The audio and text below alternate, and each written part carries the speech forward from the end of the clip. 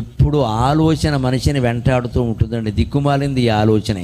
భగవంతుడికి మనకి అడ్డంగా ఉన్నది ఏమిటంటే ఆలోచన ఉండబట్టే ఆ అమ్మవారి లోచనాలు మనకు కనపడడం లేదమ్మా, మనకు కనపడడం లేదు. ఆ లోచనాలు కనబడాలంటే ఆలోచన పోవాలి. ఆలోచన అంటే ఎప్పుడు రెండే రకాలండి, మూడో ఆలోచన రాదు ఎవరికి. మీరు పరిశీలించుకోండి.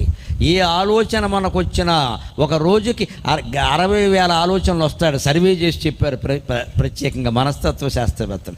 రోజుకి మనిషి సుమారుగా 60 నుంచి 70,000 ఆలోచనలు చేస్తాడట.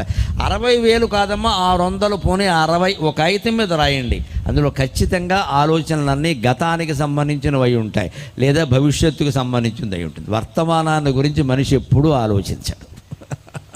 ఒక్క వర్తమానం మీద దృష్టి పెట్టగలిగితే వాట్ ఈజ్ గోయింగ్ ఆన్, ఏం జరుగుతుంది అనే ఆలోచన మీద దృష్టి పెట్టగలిగితే మిగిలిన ఆలోచనలు ఏవి ఉండవండి.